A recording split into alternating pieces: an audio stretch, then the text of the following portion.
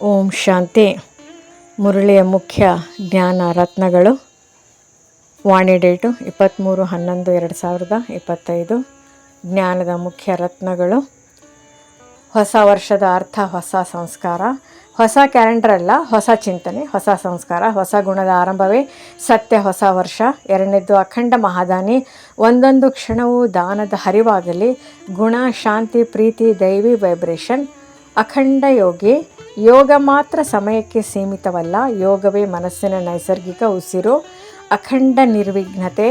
ನಾನು ಒಬ್ಬನೇ, ಬಾಬಾ ನನ್ನ ಬೆನ್ನು ಹತ್ತಿರುವಂತೆ ವ್ಯರ್ಥಕ್ಕೆ ಜಾಗ ಇಲ್ಲದ ಸ್ಥಿತಿ. ಸಫಲತೆ ನನ್ನ ಜನ್ಮ ಸಿದ್ಧ ಹಕ್ಕು. ಈ ಸ್ಮರಣೆ ಮಸ್ತಕದ ದೀಪವಾಗಿರಲಿ. ಸಮಯದ ಖಜಾನೆ, ಬಂಗಾರದ ಗಡಿ. ಸಂಗಮಯುಗದ 1 ಸೆಕೆಂಡು 1 ವರ್ಷದ ಶಕ್ತಿ ಹೊಂದಿದೆ. ಜಾಗೃತ ದೀಪ. ನಾವೇ ಜಗತ್ತಿಗೆ ಬೆಳಕು. ನಂದಿ ಹೋಗುವ ದೀಪ ಅಲ್ಲ, ಸದಾ ಹೊಳೆಯುವ ಶಾಶ್ವತ ಜ್ಯೋತಿ. ಹಳೆಯ ಸಂಸ್ಕಾರಗಳಿಗೆ ವಿದಾಯಿ. ಹಿಂದಿನ ವರ್ಷದಲ್ಲಿ ಉಪಯೋಗವಾದವುಗಳು ಉಳಿಯಲಿ.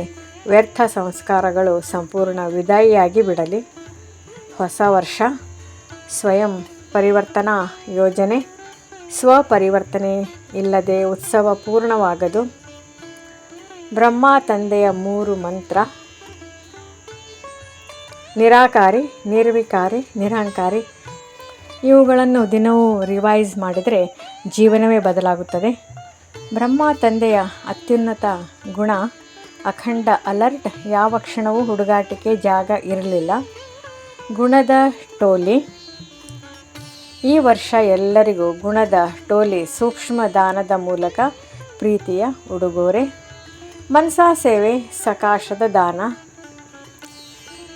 ಮಾತಿನ ಸೇವೆಗಿಂತಲೂ ವೇಗವಾಗಿ ಮನಸಾ ವೈಬ್ರೇಷನ್ ಜಗತ್ತನ್ನು ಬದಲಿಸುತ್ತದೆ. ನಾನು ನಿಮಿತ್ತ.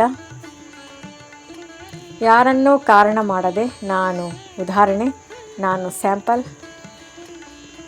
No problem, complete. ಹೊಸ ವರ್ಷದ ಮಂತ್ರ. ಯಾವ ಸಮಸ್ಯೆ ಬಂದರೂ no problem, I am complete. ವೈಬ್ರೇಷನ್ನಿಂದ ಜಗತ್ತಿನ ಚೇತನ. ನಮ್ಮ ಚಿಂತನೆಗಳು ಪ್ರಕೃತಿಯನ್ನು ಸ್ಪರ್ಶಿಸುತ್ತವೆ. ಆದ್ದರಿಂದ ದೈವಿ ವೈಬ್ರೇಷನ್ ಹರಡುವ ಜವಾಬ್ದಾರಿ ನಮ್ಮದು. ಶ್ವಾಸವು ದಾನವಾಗಲಿ. ಸದಾ ಶುಭ ಸಂಕಲ್ಪಗಳನ್ನು ಉಸಿರಿನೊಂದಿಗೆ ಬಿಡಿ. ಭವಿಷ್ಯದಲ್ಲಿ ಕಾಯಿಲೆಯೇ ಇಲ್ಲದ ಪ್ರಪಂಚ ನಿರ್ಮಾಣವಾಗುತ್ತದೆ. ಗುಣಗಳ ತೋಟ. ಗುಣಗಳನ್ನು ಬೆಳೆಸಿ. ಗುಣಗಳ ಹೂಗಳನ್ನು ಎಲ್ಲರ ಹೃದಯಕ್ಕೆ ನೀಡಿರಿ.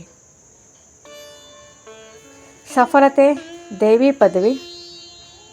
ಪ್ರತಿಯೊಂದು ಶಕ್ತಿ, ಗುಣ, ಸಂಕಲ್ಪ ಸಫಲವಾದಾಗಲೇ ದೈವಿ ಪದವಿ ಪ್ರಾಪ್ತಿ.